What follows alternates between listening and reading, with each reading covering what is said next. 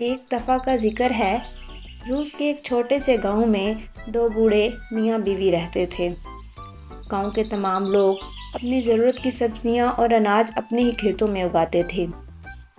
سردیوں کے آغاز سے پہلے ہی ان دونوں میاں بیوی نے اپنے باغ میں شلجم کے بیج بو دیے۔ زمین بہت ہی زیادہ زرخیز تھی اور سورج کی روشنی بھی صحیح سے آتی تھی، تو ایک دو دفعہ میں بارش ہونے کے بعد بیج پھوٹنے لگا اور کچھ ہی دنوں میں وہ ایک صحت مند ہرا پودا بن گیا۔ جیسے جیسے وہ شلجم بڑا ہو رہا تھا، ان دونوں کی امیدیں بھی بڑھ رہی تھیں کہ اس دفعہ ان کی محنت پھل لائے گی اور وہ ایک اچھی فصل کاٹیں گے۔ آخرکار کئی مہینوں کے خیال اور توجہ کے بعد ایک دن اس بوڑھے آدمی نے کہا کہ مجھے لگتا ہے اب وہ وقت آ گیا ہے کہ ہمیں اپنی فصل کاٹ لینی چاہیے۔ تو ان دونوں نے اس بات پر اتفاق کیا اور وہ بوڑھا آدمی اپنا بیلچہ لے کر وہ فصل کاٹنے کے لیے اپنے باغ میں چلا گیا۔ وہاں جا کر اس نے شلجم کے بڑے بڑے پتوں کو اپنے ہاتھ میں لیا اور اسے کھینچنے لگا، لیکن وہ حیران رہ گیا کہ وہ شلجم اتنا بھاری تھا یا وہ اتنی مضبوطی سے جڑا ہوا تھا کہ وہ اس سے نکل نہیں پا رہا تھا۔ اس نے بہت کوشش کی لیکن اس سے اسے کوئی فائدہ نہ ہوا۔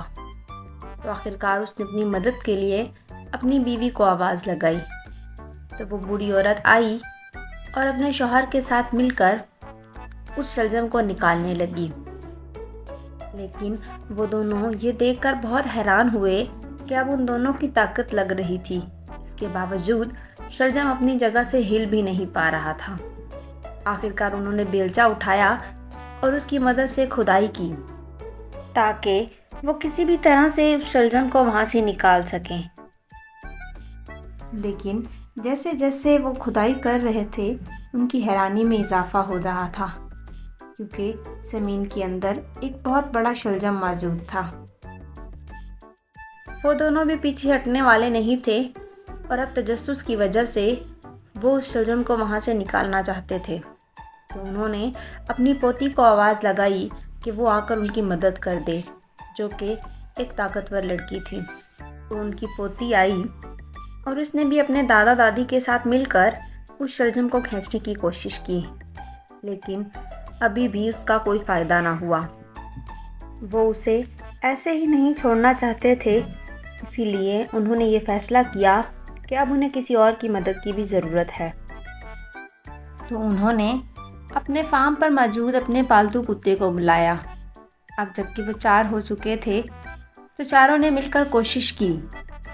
اب کی بار شلجم تھوڑا سا زمین سے باہر نکلا تو انہیں لگا کہ اگر تھوڑی سی اور طاقت مل جائے تو وہ شلجم کو نکال لیں گے۔ تو آخرکار ان سب نے مل کر فارم پر موجود اپنی پالتو بلی، ایک چوہا اور حتیٰ کہ وہاں پر موجود ایک چڑیا کو بھی بلایا۔ جب یہ تمام اس شلجم کے آس پاس اکٹھے ہو چکے تھے تو ان سب نے مل کر انسانوں اور جانوروں کی ایک چین بنائی، جس میں سب سے آگے وہ بوڑھا آدمی تھا۔ اس نے شلجم کو زور سے پکڑا اور پھر اس بوڑھی عورت نے اس بوڑھے آدمی کو پکڑا۔ ان کی پوتی نے اس بوڑھی عورت کو پکڑا اور پوتی کو کتے نے پکڑا۔ کتے کو بلی نے، بلی کو چوہے نے اور چوہے کو چڑیا نے پکڑا۔ اب تمام جانور اور انسانوں نے مل کر ایک ساتھ اپنی پوری طاقت لگائی، وہاں سے مٹی ہٹی اور پھر زمین کے نیچے سے ایک بہت ہی بڑا شلجم نمودار ہوا۔ وہ اتنا بڑا تھا کہ ایسے لگ رہا تھا جیسے کہ وہ اوپر آسمان کو لگ رہا ہے۔ اس کے بعد تمام گاؤں والے وہاں اکٹھے ہو گئے اور ان سب کی محنت اور مل جل کر کام کرنے کی صلاحیت کی تعریف کرنے لگے۔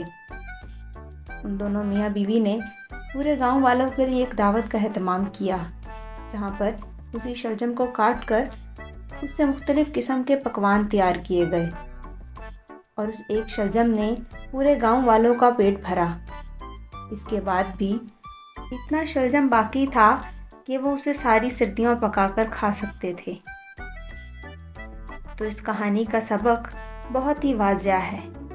یہ کہانی ہمیں مل جل کر کام کرنے کا سبق دیتی ہے، اور یہ بھی کہ بظاہر آپ کتنے ہی کمزور کیوں نہ ہو جائیں، لیکن آپ وہ کام کر سکتے ہیں جس طرح سے اس بوڑھے آدمی اور بوڑھی عورت نے کیا، اور پھر اس کا فائدہ پورے گاؤں کو ہوا۔ اس طرح اگر تمام انسان اور جانور آپس میں مل جائیں تو ہر ایک کی کام کرنے کی صلاحیت سے بظاہر ناممکن نظر آنے والا کام بھی ممکن ہو جاتا ہے۔